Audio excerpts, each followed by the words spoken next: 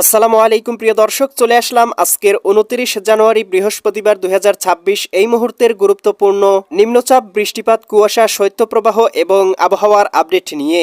ইতিমধ্যেই উত্তরবঙ্গের আকাশে প্রবেশ করতে শুরু করেছে লঘুচাপের মেঘমালা। হালকা থেকে মাঝারি ধরনের বৃষ্টিপাতের সম্ভাবনা রয়েছে। এদিকে দেশের আকাশ থেকে বিদায় নিয়েছে শৈত্যপ্রবাহ। ক্রমশ বৃদ্ধি পাচ্ছে দিন এবং রাতের তাপমাত্রা। আজ দেশের সর্বনিম্ন তাপমাত্রা রেকর্ড করা হয়েছে সিলেট শ্রীমঙ্গলে 10.5 ডিগ্রি সেলসিয়াস। এছাড়াও দেশের অন্যান্য অঞ্চলের তাপমাত্রা ছিল 12 থেকে 15 ডিগ্রি সেলসিয়াসের মধ্যে। আজ 28 জানুয়ারি বুধবার এবং আগামীকাল 29 জানুয়ারি বৃহস্পতিবার জানিয়ে দিব কেমন থাকার সম্ভাবনা রয়েছে আগামী 24 থেকে 48 ঘন্টা দেশের 64 জেলার আবহাওয়া পরিস্থিতি। তাই প্রিয় দর্শক, আপনি দেশের কোন জেলা থেকে ভিডিওটি দেখছেন এবং আপনার জেলায় এই মুহূর্তে আবহাওয়ার কেমন অবস্থা রয়েছে কমেন্ট করে আমাদেরকে জানিয়ে দিন। প্রতিদিনের নিত্য নতুন আবহাওয়ার খবর এবং পূর্বাভাস পেতে এই ভিডিওটিতে লাইক দিয়ে চ্যানেলটি সাবস্ক্রাইব করে বেল আইকন অন করে রাখুন। প্রিয় দর্শক, চলে আসলাম আবহাওয়ার পূর্বাভাস মেঘমালা চিত্রে। এখান থেকে দেখতে পাচ্ছি ইতিমধ্যেই উত্তরবঙ্গে প্রবেশ করতে শুরু করেছে লঘুচাপের মেঘমালা। এর প্রভাবে কিন্তু আমরা দেখতে পাবো কয়েকটি অঞ্চলে আংশিক পরিসরে বৃষ্টিপাত হতে পারে, বিশেষ করে পঞ্চগড়, এদিকে আমরা দেখতে পাচ্ছি ঠাকুরগাঁও, এদিকে দেবীগঞ্জ, পীরগঞ্জ, কাহারোল, এদিকে সৈয়দপুর, রংপুর, জলঢাকা, এই অঞ্চলগুলোতে হালকা পরিসরে আকাশটা মেঘলা হতে পারে। সেই সাথে শিলিগুড়ি, দার্জিলিং, এদিকে জলপাইগুড়ি, এদিকে কোচবিহার, এদিকে ধুবড়ি, এদিকে দেখতে পাচ্ছি ইসলামপুর, মালদা, পুরুলিয়া, এই অঞ্চলগুলোতে হালকা পরিসরে বৃষ্টিপাত হতে পারে। সেই সাথে কিন্তু এই মুহূর্তে আমরা দেখতে পাচ্ছি এদিকে বিহারের দিকে ভারী পরিসরে বৃষ্টিপাত হচ্ছে। কোথাও কোথাও আকাশটা ভারী মেঘে ঢেকে রয়েছে। এদিকে নেপালের উপকূলবর্তী অঞ্চল, নেপালের অঞ্চলগুলোতে ভারী বৃষ্টিপাত দেখা যাচ্ছে। সেই সাথে দেখতে পাচ্ছি এই অঞ্চলগুলোতেই কিন্তু লঘুচাপটি আস্তে আস্তে নিঃশেষ হয়ে যাবে, অর্থাৎ এই অঞ্চলেই লঘুচাপটি শেষ হয়ে যাবে। এরপরে কোথাও বৃষ্টিপাতের সম্ভাবনা নেই।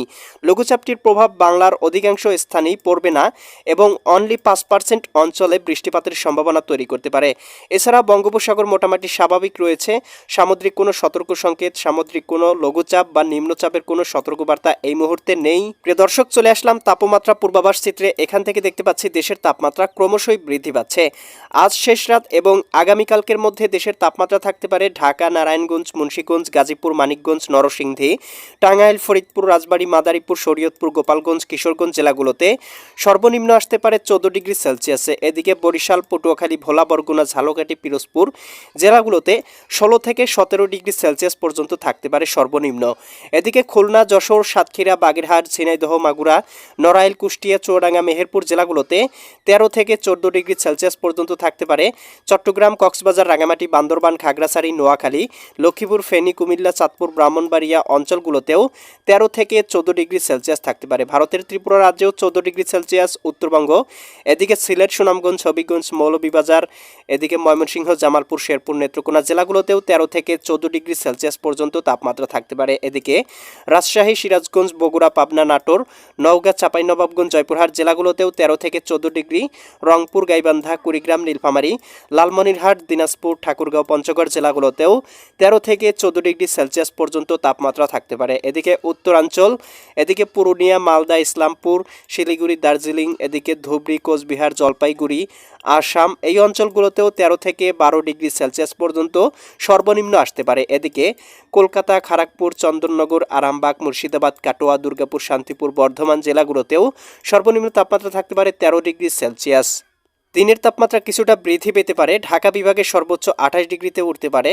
এদিকে বরিশাল বিভাগে 27 ডিগ্রি সেলসিয়াস, খুলনা বিভাগেও 27 ডিগ্রি, রাজশাহী বিভাগেও 26 থেকে 27 ডিগ্রি, রংপুর বিভাগেও 25 থেকে 26 ডিগ্রি সেলসিয়াস, এদিকে ময়মনসিংহ বিভাগেও 26 ডিগ্রি, সিলেট বিভাগেও 26 ডিগ্রি সেলসিয়াস, সেই সাথে ভারতের ত্রিপুরা রাজ্যে 28 ডিগ্রি, এদিকে চট্টগ্রাম বিভাগে 28 থেকে 29 ডিগ্রি সেলসিয়াস এবং দেখতে পাচ্ছি ঢাকা বিভাগে 28 ডিগ্রি এবং এদিকে ভারতের কলকাতার দিকে দেখতে পাবো কোথাও কোথাও 30 ডিগ্রি সেলসিয়াস, উত্তরবঙ্গে 25 থেকে 26 ডিগ্রি, আসামের দিকে 25 থেকে 26 ডিগ্রি, ত্রিপুরা রাজ্যেও মোটামুটি 27 থেকে 28 ডিগ্রি সেলসিয়াস পর্যন্ত তাপমাত্রা থাকতে পারে।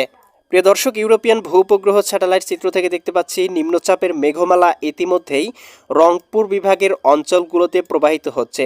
কোথাও কোথাও আংশিক পরিসরে আকাশটা মেঘলা হয়ে গিয়েছে এবং এই মেঘ থেকে হালকা পরিসরে গুড়ি গুড়ি বৃষ্টিও হতে পারে কোথাও কোথাও। তবে দেশের অধিকাংশ স্থানেই এর কোনো প্রভাবই পড়বে না, বাংলার আকাশ পরিষ্কার থাকার সম্ভাবনা রয়েছে। এর প্রভাব এই মুহূর্তে রয়েছে বিহারের দিকে, কোথাও কোথাও ভারী পরিসরে বৃষ্টিপাত হচ্ছে। এছাড়া কিন্তু সমুদ্রে কোনো প্রকার সতর্ক সংকেত নেই, বঙ্গোপসাগর একেবারে শান্ত রয়েছে, সামুদ্রিক সতর্ক সংকেত নেই, মাছ ধরার নৌকা এবং ভ্রমণকারীদেরও কোনো প্রকার নিষেধাজ্ঞা দেওয়া হয়নি। প্রিয় দর্শক, এই ছিল আগামীকালকের আবহাওয়ার সম্পূর্ণ পূর্বাভাস। কেমন লাগলো কমেন্ট করে জানিয়ে দিবেন। পরবর্তী আপডেট সবার আগে পেতে চ্যানেলটি সাবস্ক্রাইব করে বেল আইকন অন করে রাখুন। আল্লাহ হাফেজ।